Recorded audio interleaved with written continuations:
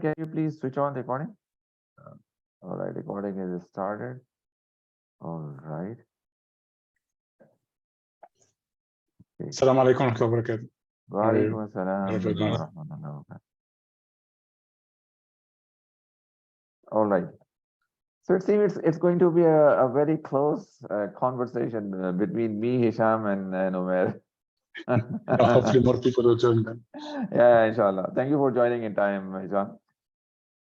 All right. So let's begin. So over here, if you see the workshop flyer, there are two things mentioned over here, primarily two things. One is the culture, and the second thing is the strategy. Means culture eats the strategy. So this is a famous quote by Peter Drucker. And what is the reason, or what is the situation behind this, or what is the actual background? So we are going to inshallah talk about this, and with the real life experiences, we will elaborate how things can be changed over a period of time. All right, so let's begin.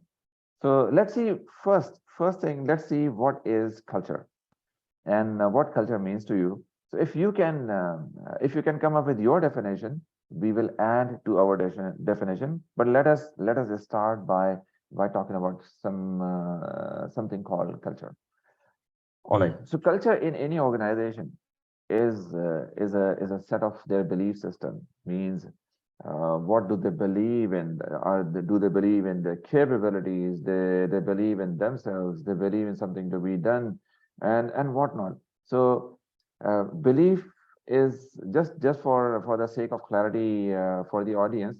Belief and values are two different things. Belief means something. Belief is usually a statement, and value is a single word.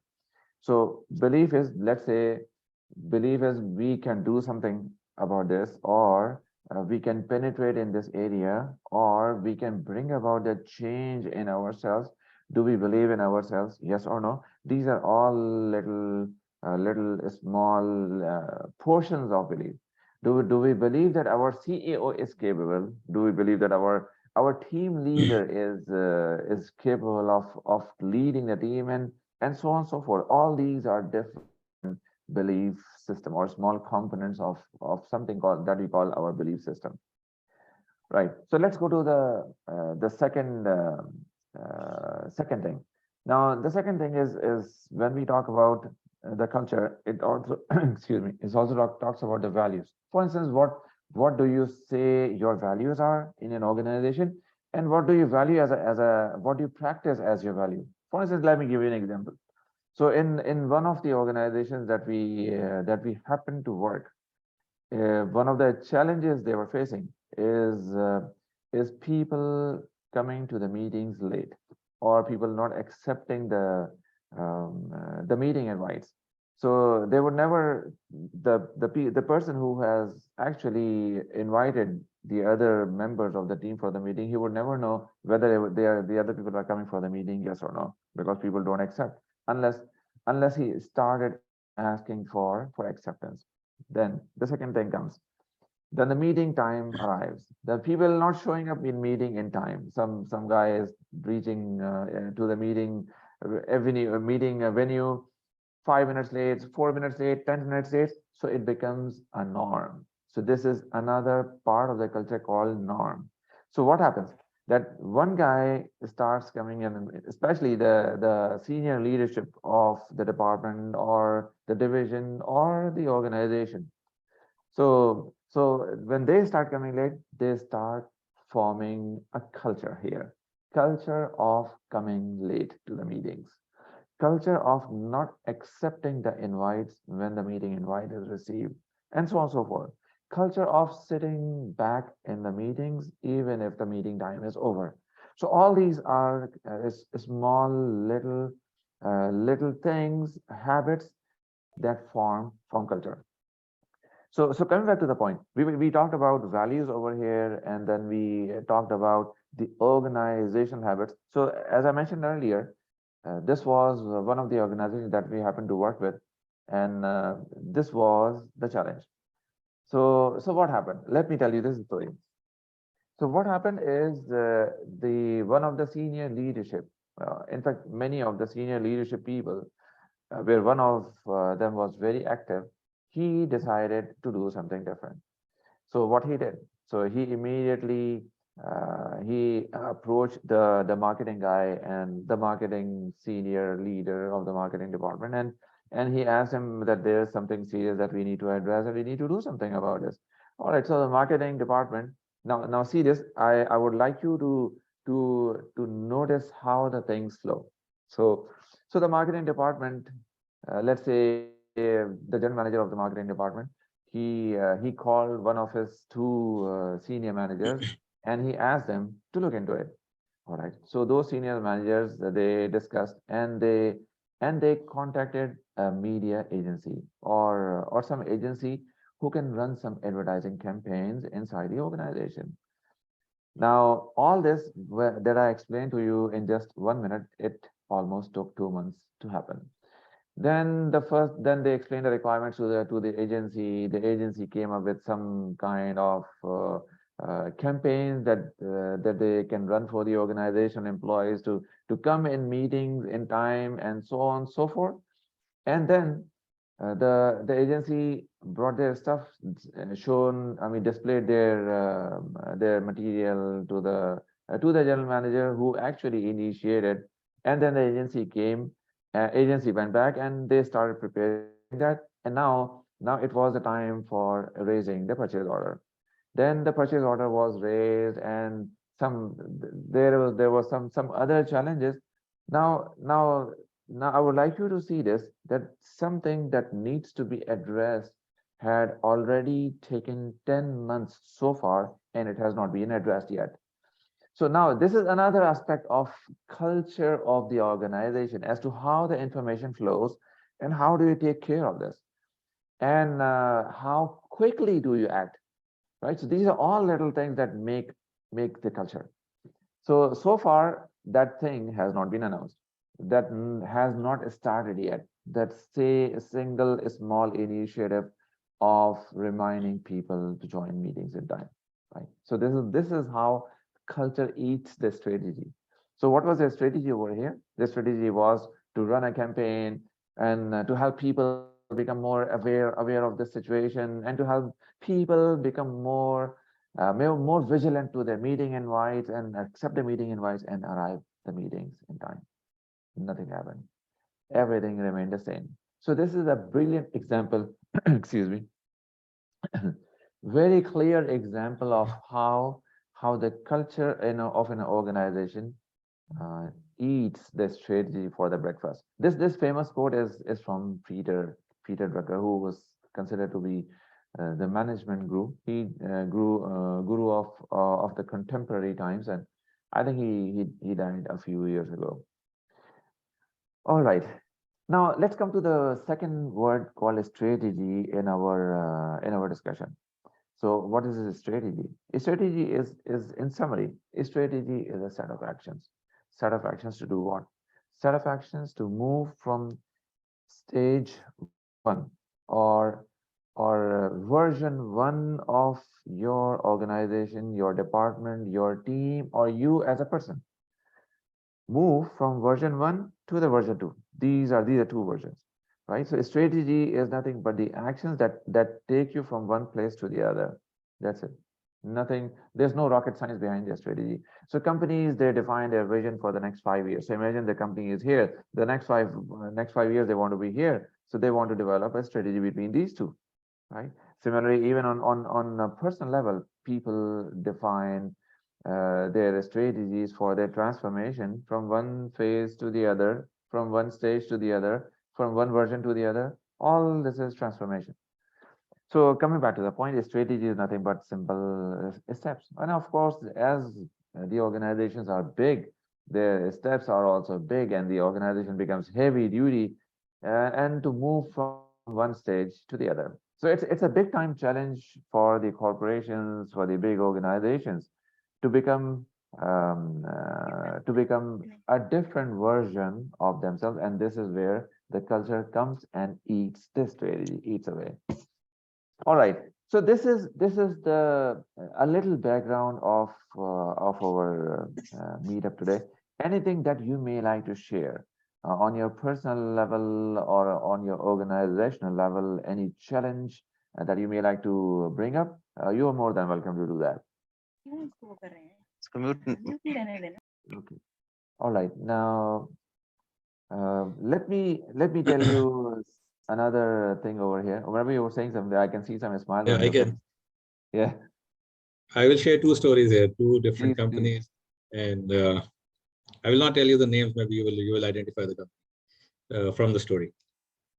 So it was back in 2008 when there was a global economic crisis, and I was working for this company. And the vision of this company was to become the largest manufacturer of different petrochemical products in the world. And in order for them to achieve their vision and move along with their strategy, despite the economic recession going on, they they decided on implementing a strategy where they started working on cutting costs. So the culture was so designed that every department manager was given the task to save 20% of the cost during the next year. Now, 25% cost saving is a huge thing to achieve. But the organization culture was designed in a way that everybody took the company as something that he owned.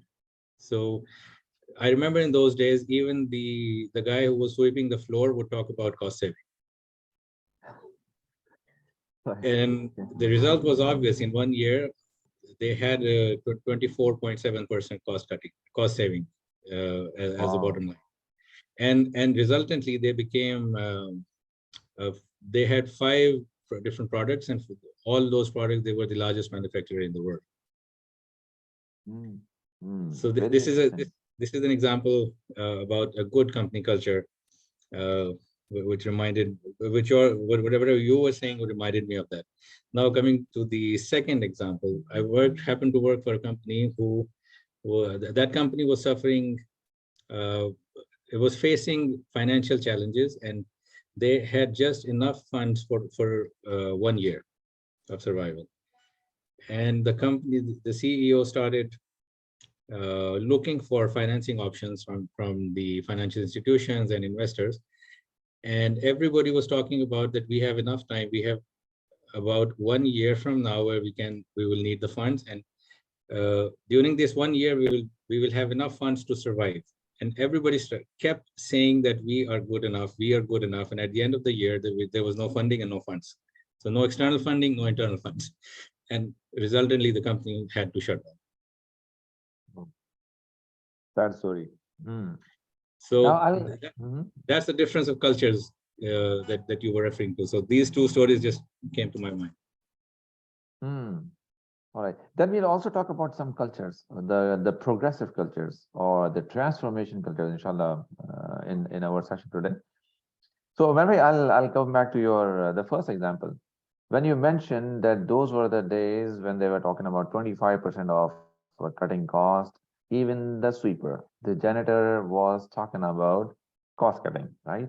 How did they make this happen? The first thing they did was running some internal campaigns on the benefits of saving cost. And then they announced that if we are able to, so there were 2 parts of it. Number 1 was giving some targets, making that target look beautiful in the eyes of everyone who would visualize it, and then making a incentive for everyone. So I still remember the campaign. The slogan said, "Our success will ensure an extra bonus."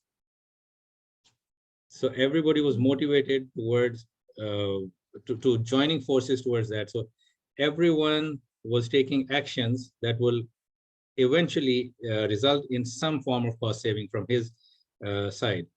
And everybody was given so much incentive that they were believing themselves to be the owners of the company. They were taking ownership of everything that they were doing. And every action they took was aimed at saving some cost that they can contribute to the overall cost saving. Thank you so much for highlighting this. I would like to add something over here, and that something is called over communication. So what happens that this term has been coined by Patrick Lencioni, who is author of 11 or 12 books and all written on corporates, and is one of the very best. These are one of the very best-selling books. And one of the books is called The Five Dysfunctions of a Team. It's a wonderful fable, means a story style written book. And in that story, he has explained so many things related to culture and especially the trust. Now, coming back to the point, Patrick Lencioni has introduced this term called over communication. So, what is over communication? Over communication does not mean that you rhetorically say the same thing over and over again. Over communication means you say this, not only you say this, but you walk your talk and you continue to put forward or emphasize one point so much, and of course in a very well articulated statements, and you not only do that, but you make people take the ownership, as Umar Bhai mentioned, right? So when you make people take the ownership, then only the things start moving further. Otherwise, only the CEO cannot change the culture, because people like the change, people want the change, but they resist the change. They resist someone changing them. Why it happens? Because change, what happens whenever you see any change as a person, or if I see any change as a person, my basic motive was to resist the change because I feel the change or I see the change as a threat. Whatever change, whether it's on a person level, it's my team level, departmental level, or whatever. Even the national level changes. Changes are not easily accepted. Why? People see the change as a threat. So what happens in cultural context? When people see any change coming, they start tightening their belts and coming in front to resist the change. And this is how all the strategies, not I don't say all, but if they are not managed, their strategies fail, right? So coming back to the point, if if the person who needs to go through the change, if the person sees the change as something that is good for him, and especially if the change agents in the organization, they come as allies, not as enemies, not as foes, then the change starts becoming possible, right? So it's a whole new whole entire science of change management, where people have degrees and they work in organizations to bring about cultural transformations so that the organization can move from one stage or one version to the other, right? So Nirmal, I would yeah, add something here. please. Yeah, yeah. I believe that a healthy culture or a culture that would ensure that the strategy brings the desired results is where people at every level of the organization know and they are connected with the purpose of their work. That's correct. Yes. People in the organization know and they're connected to the purpose of their work. Yes. Thank you so much for adding this. So I'll bring another interesting example over here. So what happened some years back, couple of years back, maybe 4 or 5 years back before COVID. So we happened to work with some consultants, external consultants in an organization. So three parties, means us and the organization and the consultants. So our role was coach. Now, what happened in that external and this was technological transformation in that company. So when the external consultants came and they ran a climate survey in this organization, and they figured out that the organization was not ready to accept this this technological transformation. So on the scale of 1 to 10, they estimated, based on the interviews and their homework that they did, they figured out that the organization level of readiness was around 3 out of 10. So it was quite low level of organizational readiness for this technological transformation, and and the consultants were really concerned about them. Anyway, let's move forward. So what happened? These consultants, they decided to meet the senior leadership of the organization. I'm telling you the real life story where I have been here, I've been there in this all this game going through. Now, so what happened in when the senior leadership of this organization came and they met, they came in the meeting and the consultants they presented their roadmap and so on and so forth. They also shared their results. They asked one question. They asked one question, and what was that question? They asked each of the senior leadership of the organization sitting there in the same meeting hall. We would please let us know, what do you think, in your opinion, what do you think is the vision of your company and what is the purpose behind that? Very simple question, vision and purpose. So all the senior leadership started writing and they start writing. Now you will be amazed to see that almost every person in that room came up with something different. There was very little match or overlap between what they had put in. So this was one of the red signals or alarms that came up as an indicator that this cultural transformation or this technological transformation will not be so easy because of this culture thing, which is blended in the fabric of that organization. Right, so changes are not easy, and so maybe I'm connecting this. You're connecting this to your story that you mentioned, that people are connected to the organization vision and the purpose, and it is meaningfulness, right? It makes a great deal of difference. That if people are connected to, means the organization, two things: the organization is clear about what the vision and the meaningfulness of their existence, and people can connect themselves to this organization and a meaningfulness. And on top of that, what they are doing is they understand what they are doing, and then they understand that why the purpose of what they are doing. So when all of these are aligned with each other, that's where the good culture emerges, and that's the culture that does not eat the strategy, that actually delivers on the strategies. All right. Okay. So far, let's do a small little recap of what we have done so far, because some of our participants arrived a little later. So initially, what we did is that we talked about what is culture, and the culture is the belief system of the organization, the assumptions, the values, the norms, and these are small little elements of a culture, the fabric of the culture of an organization, the actions they take, the amount of time they take to process the information, the language, and so on and so forth. Right. So this all is culture. Then we talked about what is a strategy. Strategy is nothing but your steps from moving from version 1 to the version 2, from this version to the next higher version. This is strategy. And what happens in this particular context where we are speaking now here in this meetup is that culture becomes the resistance, the showstopper, the roadblocker for the strategy to be executed. So organizations, they fail to become a better version of themselves. So this is the prime focus of our meetup today. Now let's go to another thing, Omar bhai, that you, since you opened this thread. So one of the things that I want to ask a question for that. Please. So, okay, can we say that in summary of whatever we have just recapped? Can we, in summary, say that at the end of the day, it is not the strategy or the plan of the organization that plays the bigger role, or it doesn't matter. Actually, the people who have to implement the plan and their culture and their values and their beliefs and their ways of doing their work is what actually matters in organizations. That's correct. Can you please say this again a little bit again, Omar bhai?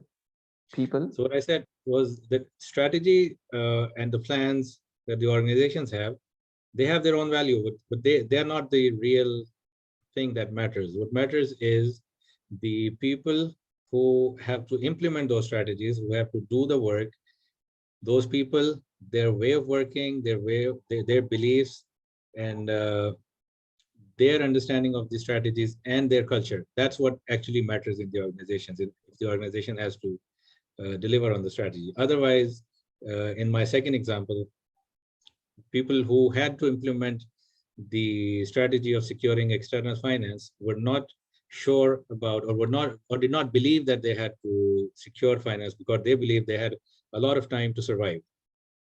And at the end of the day, they could not secure the finance, and the company had to shut down. Company had to shut down. And literally history is littered with examples where the companies had to close, had to shut down because the culture did not change, did not support the change they wanted to bring about. Right. So you can take any example, you can go out and see the history. Many examples as although we have not directly worked on this, but whenever you were talking about Nokia, Nokia is one of the examples. Kodak is one of the examples. Many examples. In fact, their history is littered with them. Now let's talk about some changes, how to bring about a change. So I would like to refer back Nepe, to, yeah, go ahead. Hisham, I think Hisham wants to say something. Please, yes, go ahead, Ishan. Thanks, Brother Amir. So maybe you're about to start discussing it. So my question was about introducing the culture transformation. It is relatively easier to have a top-down approach for strategy, and that's usually how it gets implemented. But we've talked about the role of resistance, which is that's where it is.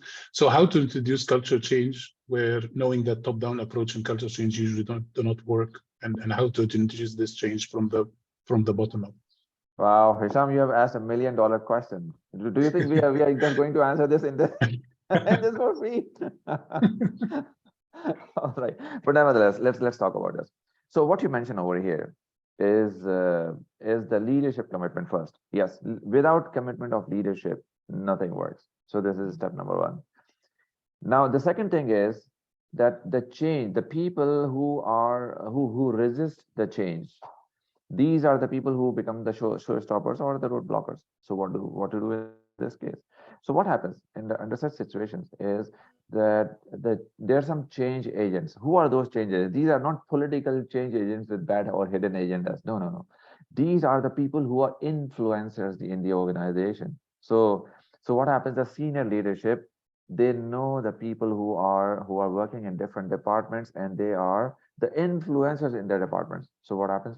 They bring those people on board, and these people are made the change agents for the changes to be brought about in on the grassroots level in the organization. So change agents are there on different levels, and these are the ones who make things happen. But at any point in time, the commitment of senior leadership is critically important. If senior leadership is not committed, change will not happen. No matter what you bring about or you introduce so many different change agents, it will not work. Senior leadership commitment is required. Now, the second thing, what happens in many of the situations where they want to bring about a change, wherever the change fails, usually the reasons are either the company or the organization was not over communicated. As I mentioned earlier, Patrick Lencioni has introduced this term called overcommitment. So either this is not done, or the change steps are too rapid, or the change steps are too big to be implemented, right? So mostly these three reasons, they become the source of failure. I repeat, over communication not done properly, or the change steps are too big, or the change steps are too faster. So Hisham, or for that matter, anyone else here, whenever we try to make changes, a big time change, and on a very small amount of time, we fail, even on our personal level, because things change over a period of time. Things don't change overnight. You take anything for that matter. Let's say any new model of a car. Let's say Toyota Corolla introduced a model which from the future model, let's say, and they decided to make the model now. The change is not accepted by people, and the car fails. The model fails, and you will find this, by the way, in many different examples. For instance, you take the example of Toyota Prius introduced in Saudi Arabia or in Gulf, and it was not accepted because it arrived earlier than the people were ready for that change. But later on, what happened? Then some other models started arriving, and then hybrid started, and now people, they love to drive hybrid vehicles. So coming back to the change, when the change arrives without people's mind being ready for that, people resist change because, as I mentioned, people see change as a threat, as a problem, right? Okay, so let's go further. So Isham, did I address your question? Yes, he did. Thanks a lot, brother. All right. Okay, so let's move on, and inshallah, as we move forward in this meetup, you will find more valuable points to address your questions. So let's go to Gartner and see what Gartner says in this change management. So Gartner has come up with an interesting terminology called cultural hacks. I repeat, culture hacks. So what do? So they say that you cannot implement a change if the change is big. So you need to implement a change in a small incremental steps. So where do you implement a change where you see something becoming a part of the culture and you crack it. You go inside and you hack it. Hack it means you take the control. So for instance, let's go back to our initial example of meetings in time. So although this organization was struggling with people attending meeting in times, there was a small department in this organization who decided to do something different regarding their meetings. So what these people started doing, and this is where the Gartner term culture hacks come into the picture, and it becomes very effective. So as Gartner says that you need to strike the point where you can make a small change, and that change becomes the handle for a bigger change. So what this team started doing, it stopped accepting any meeting if there was no agenda, right? Okay, so that means if Hisham sends me a meeting invite, or I send a meeting invite to Hisham, Hisham clearly says that please send me the meeting agenda, or the meeting invite is not accepted. So clear. So that means what Hisham has done, Hisham has saved his precious time from me coming into the meeting and discussing the agenda inside the meeting and reaching nowhere, right? So this is one of the hacks. Another thing that they decided to do is to cut short their meetings. So any meeting exceeding 1 hour 90 minutes, cut short to 45 minutes. So again, this is small little changes that they started doing on their departmental level, on their team level, to change the culture of meetings. Another thing they decided is that if the meeting has to have, if you're let's say if you're not available, if you don't want to attend the meeting, you decline the meeting and send a note that I am available for a short time on a call. If you need me, I'm available. So just to give you the comfort that I'm here for you. So if you need me, call me and I'll jump into the meeting. And otherwise, I'm not attending the meeting. So clear communication makes a lot of difference in organization culture. So Isham, coming back to the point, this specific small change was introduced only attacking the culture or addressing the culture of either not attending the meeting invites, or so not accepting the meeting invites, or not attending a meeting in time, right? So this is one small aspect of culture which is related to the meeting. And of course, in organization, there are so many different aspects of that make the culture. So for instance, let me give you another example. And this is where we create delays. These are called, let me just be watchful of the time. We have it's 1:30, 1:34. So we have got like, okay, 24 minutes, 25 minutes, inshallah. So let's come back. So another aspect is that we have got so many things in the organization, and let's say processing of information is another aspect. We talked about the meeting aspect. Processing of information. What is processing of information? I throw you a question. If you can respond to this, what processing of information brings to you? What do you understand out of this? Anything? There's no right or wrong answer. I would like our participants to talk about this, to be interactive. The way information flows, the way information is processed, whatever.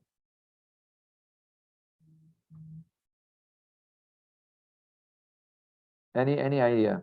Not to our team. The idea, this question is for the people over here.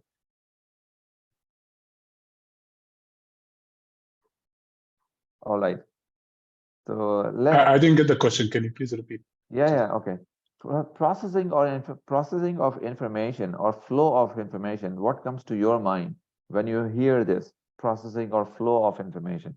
And this is what defines the culture of an organization. I can say like how information is shared to the right persons at the right time, the availability and dissipation of information. Excellent idea. Excellent idea. Thank you so much for your input, Isam. And this is how we share the information. This is how the information flows across the organization. Yes, how information is interpreted. Thank you, Tamara, for your inputs. Yes.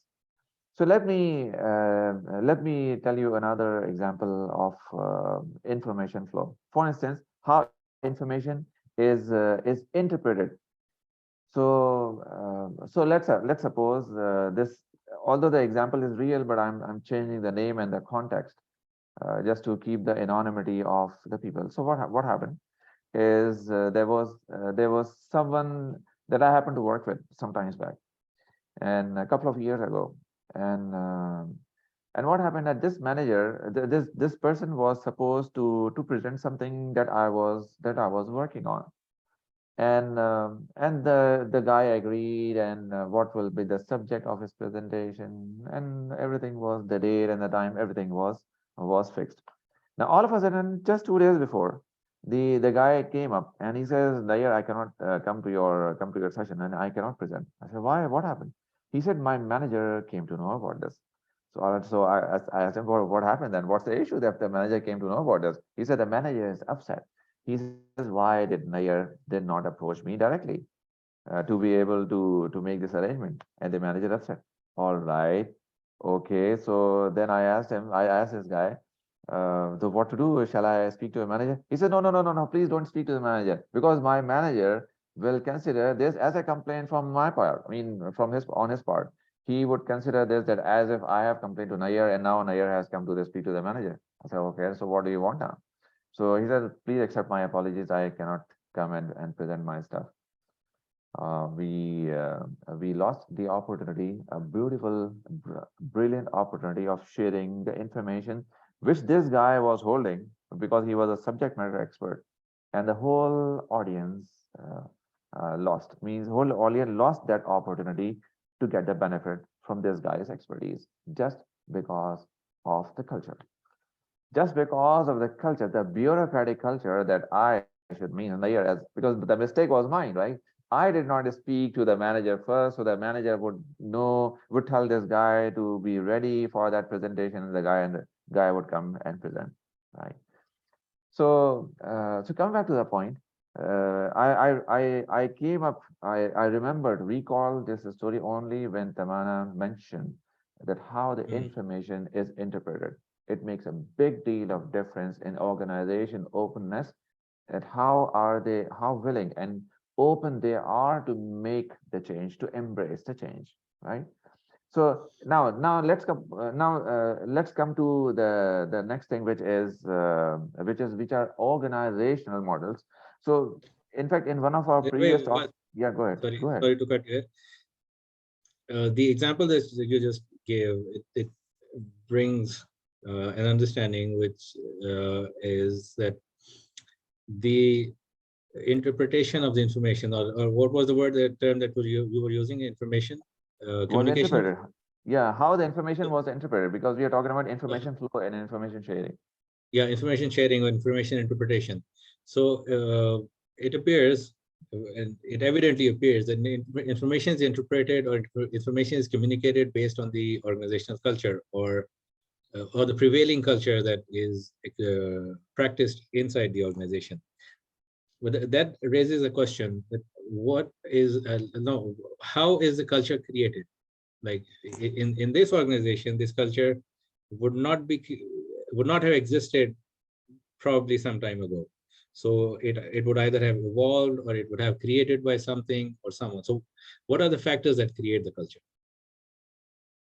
What are the factors that create a culture? All right. Okay. Very interesting question. Actually, what happens is the leaders in the department, they create a culture, and the people promote it. People see this. It's very interesting that leaders, sometimes they don't mean it, what they're doing, but people accept it according to their what is running in their heads, and then people start implementing it. And if the leaders are not watchful of what's really going on, they are not over communicating with people, then what leader initially brought and what the people develop, there's a big difference in here. And then sometimes the situation goes out of control, and you cannot bring it back to the original situation, right? So, So leaders need to be watchful and communicate. Yeah, go ahead. okay, so is it that the, has it something to do with the tolerations or the behaviors, or they're tolerated inside an Of organization course, by the yes. leadership? Of course, yes, yes. For instance, it is a culture. Let's suppose me and you are part of an organization and we are senior leadership, right? So let's suppose we need an accountant.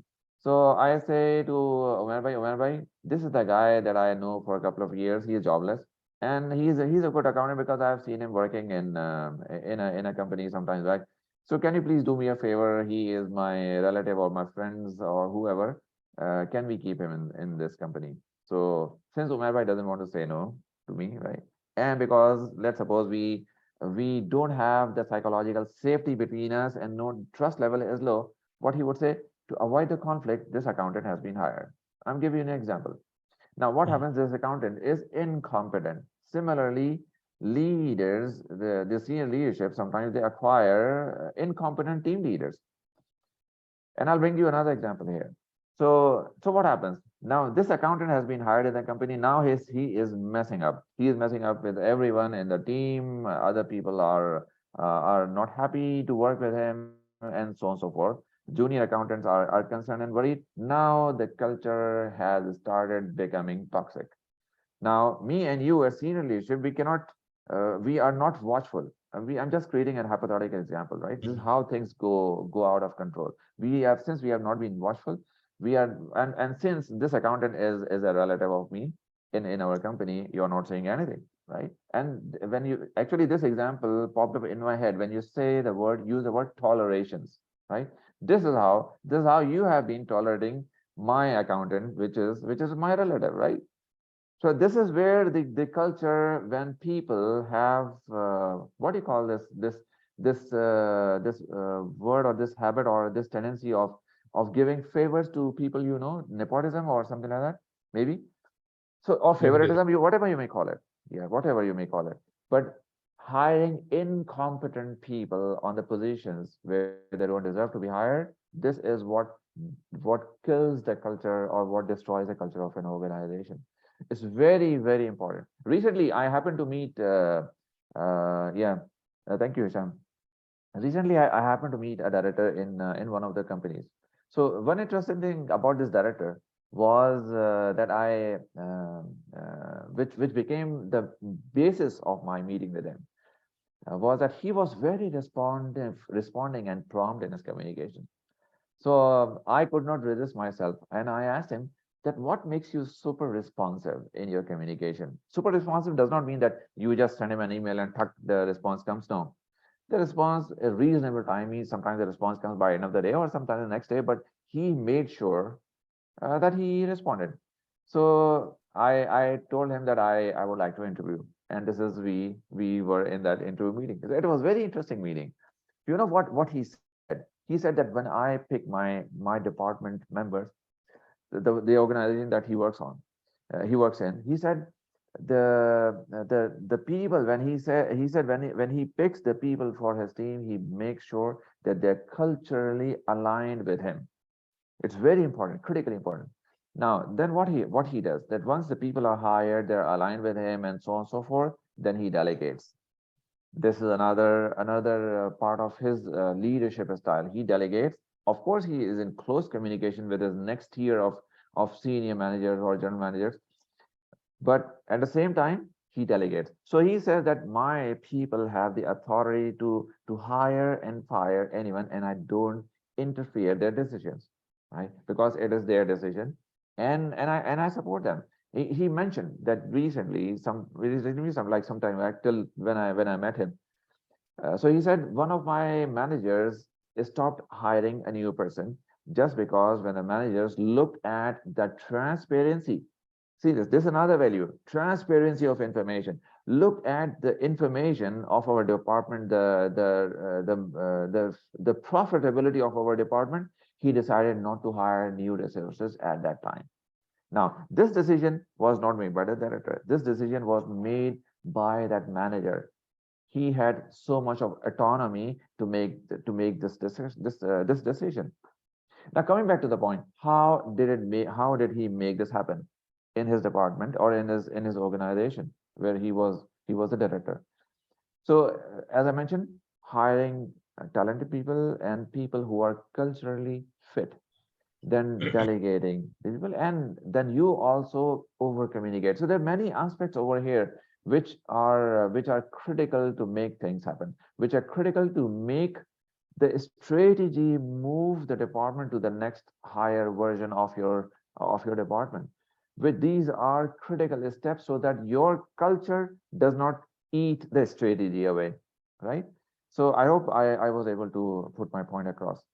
So Now Nirvay, let's yeah, go ahead. what I understand from this example is that the role of leadership in creating a healthy culture, one of the biggest roles of that the leadership can play in creating a healthy culture is that they stop considering themselves as the ultimate deciding factors or the voice.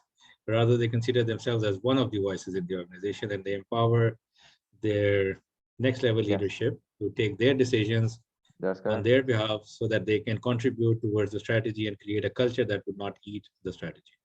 That's correct. Well, but I would like to add cherry on top of your cake, which is the leaders, when they do this, they need to be watchful and they need to be over communicating with their team members, whoever, whether the leaders are the CEO. So that means the CEO is speaking to the vice presidents and so on and so forth. If we are talking about the vice presidents, then he's talking to the directors on under him. If you're talking about directors, then senior manager and so on and so forth. All is cascaded, right? Now, in this cascading business or cascading strategy, whatever you may call that, the communication on each part is critical, right? Every layer should be critical. It is important and critical. All right. Now let's go further on three different types of culture. So Ron Westrom has done some research on this about these three types of culture, and he has come up with the three different levels of culture in cultures in organization. So one he calls pathological, which is power oriented. Second one he call bureaucratic, which is bureaucratic is process oriented. And third one he calls generative, which is performance oriented. So these three cultures he has brought, and I think Faisal shared this link in one of our previous meetups as well.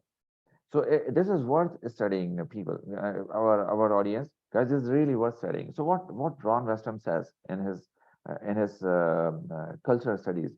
Now, in the first one, which is the pathological, which is power oriented, they cling to the information.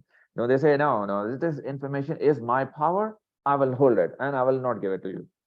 So this brings me another example that I happen to coach in an organization, a team. In this team, there were two people which were both were girls, and they had two different roles. One was business developer and one was a business analyst. So the business developer was the one who prepared the business models, and she would give to the business analyst to develop the software specifications. So once the business developer came up with some very unique business model, and when she passed on this to the business analyst, she asked, "From where did you get it?" And she said, "This is none of your business." And from wherever I got it, this is none of your business. You need to prepare the specs for the software developers. Now, guys, this is not transparency. Where when the organization have this kind of boundaries between people, the information flow stops here. Then when the information flow stops here, then of course it pushes you to fall into the pathological culture where you cling to the information, right? You don't share the information. So next, we are not going to discuss in detail these three types of culture over here. This was just naming and a little bit of explanation. Now let's come to the second one, which is called bureaucratic culture. So what is bureaucratic culture? Process oriented. You remember the example that we started in the started our today's meetup with an example of where the general manager of a company decided to change the culture so that people could come in the meetings in time. So that example. So that is a typical example of bureaucracy in organization. So the GM calls the other GM, and the other GM brings two of his senior managers into the picture. Then the senior managers, according to the process, go to an advertising agency who will prepare a campaign. Then the campaign will arrive, and so on and so forth. These are very big steps, and they would take ages to be completed. And actually, the matter was very small, right? Now, this is an example of bureaucratic organization which are very process oriented. Everything goes through a process and everything takes time unless they become very conscious about how long their processes are taking. So let's come to the third one. Third one is called generative culture. Generative, and this is performance oriented culture. So this is the place where you take every opportunity, even your mistakes, you let people make mistakes, and you allow them to make mistakes. You encourage them to make mistakes so that they could learn, because we don't learn because unless we make mistakes. But they quickly make every mistake a learning opportunity, right? They don't cling to the information, they don't hold the information, they let it they share it with everyone. For instance, the department manager director example that I shared with you a couple of minutes back, he made sure that he shared his financial information with the senior manager, so they are able to make better and informed decisions, right? So this is where the information transparency comes into the place. Many a times we happen to meet teams where people where and this is another aspect of culture. So where people, they don't share the information. And what is meant by information? When I asked this question a few minutes before, what is meant by information flow and information sharing and the way information is processed? Now see this example. So many of the teams that we happen to coach sometimes back or over a period of time, people are not comfortable in spreading the information. So for instance, as I mentioned about this director who is making the information free and available to everyone, transparent, there are some other people who don't make this information transparent. For instance, one guy from the team, he approached and he said, why I have not been promoted where this guy has been promoted, and he is not capable enough to be promoted as my team leader. So now this guy is upset, the one who is speaking to me is upset, and he is deciding to leave the team or to go to the other department and so on and so forth. Now he says that now listen to this carefully, if the department manager had told me what was his criteria for giving promotion in his department, I would have done that. But our problem is that we don't even know. We try to perform our best, but at the end of the year, we see the medal goes to someone else. The information is not shared. The criteria for selection is not shared, right? So this is another example of not sharing. In one of other teams that we happen to coach, the team member said that one of the issues that we face is that we face parachute projects. What do you mean by parachute projects? I have. He said anything that falls on your head above and you are not aware of that. All of a sudden it comes and it lands on your shoulder and you have to do it. So then I said, I asked, what's the challenge over here? He said, when parachute projects arrive, our deadlines suffer. We are not able to meet our deadlines. Everything gets delayed. All right. So ultimately, what was happening is that the team leader, the team manager, or the director, or the VP, or whoever, we are talking about the next team level.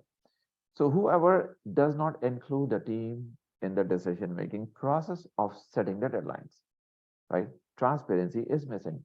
Information flow is missing. Information sharing is missing. Team is not taken on board, and this is where the team gets upset, right?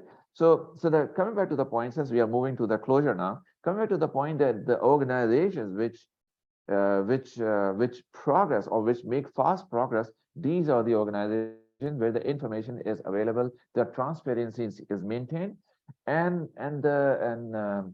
mistakes are allowed as learning opportunities. New ideas are appreciated to be as innovation. New ideas are not seen as problems in many of the organizations. And guys, whoever, we have some female participants over here. We recommend that they look at this from their home perspective, or maybe from the family perspective as well. Whatever is happening in the organization, it is equally applicable in the home and family context as well. For instance, resistance to change, everything that we see new, we have a tendency to resist, right? So and same thing is in the organization. Every new idea, is it seen as a problem or is it seen as an opportunity, right? All right, so I think enough we have said. I think we are already just close to a closure. Any questions that someone may have? Any question? I had a question about kind of diversity as part of the culture, specifically in terms of people recruiting, that they have to recruit someone who's diverse, but at the same time they want to recruit someone who's similar to them. So it doesn't really make sense if their strategy is to be diverse, but yet they choose someone similar to their team in terms of personality. So thank you so much for bringing this subject in your question. Personal diversity, or diversity in personalities, and this is where all the culture is all about. Actually, the leaders of the team or the department or the division or the organization, they need to be intelligent enough. They need to be emotionally intelligent. That's why as we are moving more towards better knowing ourselves better, we see that there's an increasing trend of people being emotionally intelligent on how to handle their own selves and how to handle their teams. They cannot be better on handling other people unless they are better at handling themselves first, right? So coming back to the point, of course, in culture, every team, every department, they have different people, diversified personalities, and this is the excellence of the leaders who can handle this by being better emotionally. If Fatima or Mary, if you want to add anything over here to Tamana's question. I think maybe you put it. You've almost covered everything. Just one thing I would like to add is that the culture is not something which is by default, and this personality differences or diversity, as she mentioned, this is what creates the culture, and this is where the leadership controls, or as you mentioned, that they act as someone who's watching from the top to ensure that that personal diversity does not lead the culture in a direction which would not result in organizational well-being. So it's a mixture of everything. It's not something by default. It's not something tangible, but it is something which needs to be controlled, which needs to be designed, which needs to be implemented. Right. And I would like to recommend that guys, the audience over here, sometimes the challenges cannot be handled here in the meetup by responding to a question. We encourage and appreciate you book a one-to-one session with any one of our coaches and discuss your matters personally, and inshallah, you'll be better off. So with this, we close. And this was our last meetup, Marwai, for 2022, and we are going to have a different strategy in 2023. Probably we'll not have meetups like this every 2 weeks. We may have workshops, but inshallah, you will get to know about the events. But Saturday afternoon, alternating weekends, corporate meetups are no more going to be held. Inshallah, we will come up in a different form in 2023. Guys, all the best. May Allah make the best use of your time in 2023, and we wish you all successes and look forward to seeing you soon again. Subhanakallahumma wa bihamdika, nashhadu an la ilaha illa anta, نستغفرك ونتوب إليك. السلام عليكم ورحمة الله وبركاته.